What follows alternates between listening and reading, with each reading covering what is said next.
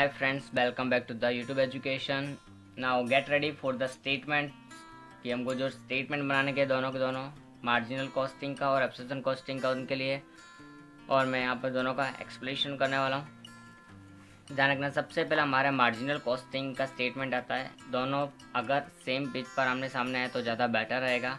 तो statement of marginal costing हमको किस तरह से करना है तो उसके बारे में देखो। सबसे पहला स्टेटमेंट के अंदर आता क्या है, सेल्स। सबसे पहले स्टेटमेंट के अंदर हमारे क्या आएगी, सेल्स आती है। सेल्स के बाद में हमारे पास में जितने भी वेरिएबल हैं ओवरहेड यहाँ पर उनको माइनस कर देंगे। अब वेरिएबल ओवरहेड के अंदर कौन कौन से आएंगे वो भी मैं बताऊंगा, उन्हीं को लिखना है। प्रोडक्शन से रिलेटेड, सिर्फ प्रोडक्शन से रिलेटेड अब कौन कौन से ओवरहेड होते हैं उनको हम ध्यान रखेंगे। तो देखो, एक हमारे पास डायरेक्ट मटेरियल, उसके बाद आता है हमारे पास डायरेक्ट वेजेस, ये हमारे प्रोडक्शन के लिए सबसे इम्पोर्टेंट फैक्टर्स होते हैं। उसके बाद में हमारे पास वेरिएबल फैक्ट्री ओवरहेड या तो production overhead.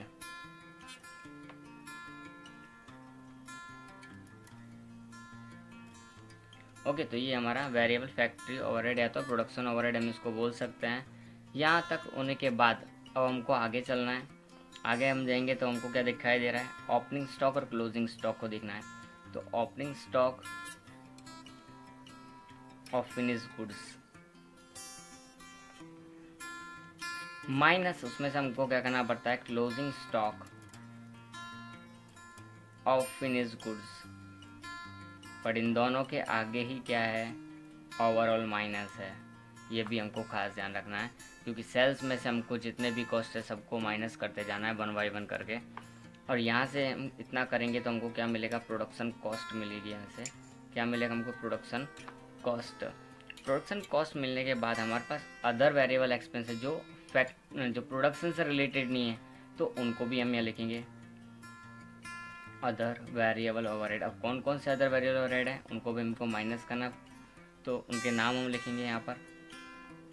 Office variable overhead हो सकता है, ऑफिस एंड एडमिनिस्ट्रेटिव ओवरहेड। और दूसरा हमारे पास क्या हो सकता है, सेलिंग एंड डिस्ट्रीब्यूशन ओवरहेड हो सकता है। तो ये हमारे क्या हो सकते हैं, ओवरहेड हो सकते हैं। उसके बाद में हमारे पास क्या मिलेगा हमको, नेट कंट्रीब्यूशन मिलेगा। एक्चुअली ये हमारे पास प्रोडक्शन कॉस्ट नहीं, प्रोडक्शन कंट्रीब्यूशन मिलेगा क्योंकि सेल्स में से वेरिएबल कॉस्ट को माइनस कर रहे हैं हम, तो कंट्रीब्यूशन मिलेगा। आफ्टर देन हमको नेट कंट्रीब्यूशन, और नेट कंट्रीब्यूशन मिलने के बाद हमारे पास में अब क्या बाकी रहा, फिक्स कॉस्ट माइनस करनी रही है सारी। तो फिक्स कॉस्ट को हम क्या करेंगे, माइनस करेंगे। ये हमारा मार्जिनल कॉस्ट का इंपॉर्टेंट फैक्टर था यहाँ तक का, क्योंकि सब वेरिएबल एक्सपेंसेस थे यहाँ तक। अब हमारे पास एक्चुअली हमारा मैंने तो यहीं पे होता है sales minus variable overhead for production, तो मटेरियल वेजेस और वेरिएबल फैक्ट्री ओवरहेड हो गए। तो अब यहाँ पर लास्ट में जो बाकी हैं उनको भी लिख लेते हैं। फैक्ट्री ओवरहेड फिक्स वेरिएबल वहाँ हो गए हैं, इसलिए मैं यहाँ पे फिक्स ओवरहेड पे जा रहा हूँ। उसके बाद में ऑफिस हो गए, सेलिंग वेरिएबल में हो गए लेकिन फिक्स में है, बाकी है तो office and administrative overhead. After then selling and distribution overhead, selling and distribution overhead यहाँ जाएंगे। और ये सारे के सारे ये भी माइनस हो जाएंगे तो हमको क्या मिलेगा, नेट प्रॉफिट मिल जाएगा। यहाँ पर क्या मिल जाएगा, नेट प्रॉफिट मिलेगा। तो नेट प्रॉफिट को हमको ध्यान में रखना है। ये हमारा स्टेटमेंट ऑफ मार्जिनल कॉस्टिंग है। स्टेटमेंट ऑफ मार्जिनल कॉस्ट में एक बार फिर से हम देख लेते हैं, sales minus variable cost. Variable cost के अंदर हमारे पास कौन कौन सी चीज़ें, मटेरियल वेजेस और factory overhead. After then opening and closing stock है, एक प्लस एक माइनस करना है।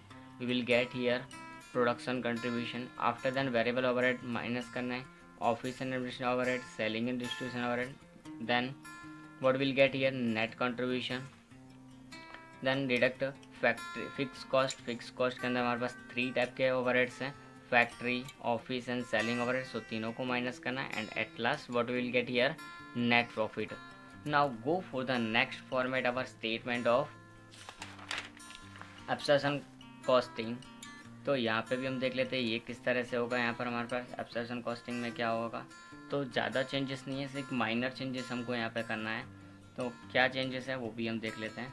स्टार्टिंग तो हमारी जैसे थी वैसी होगी, sales minus total cost of production. अभी हमने क्या कहते हैं, वेरिएबल कॉस्ट ऑफ प्रोडक्शन था, अभी हमारे पास क्या क्या टोटल कॉस्ट ऑफ प्रोडक्शन। अब ये कैसे निकालते हैं हम, तो उसके अंदर क्या क्या इंक्लूड है, तो डायरेक्ट मटेरियल तो होगा ही होगा, डायरेक्ट वेजेस तो होगा ही होगा, after then what, variable factory overhead भी होगा, और एक्स्ट्रा ऐड होगा हमारा यहाँ फिक्स्ड फैक्ट्री ओवरहेड। हमारे पास यहाँ एक्स्ट्रा क्या ऐड होगा, फिक्स्ड फैक्ट्री ओवरहेड, जो कि हमारे पास पीछे था नीचे की साइड में फिक्स में, उसको हम यहाँ लिखेंगे।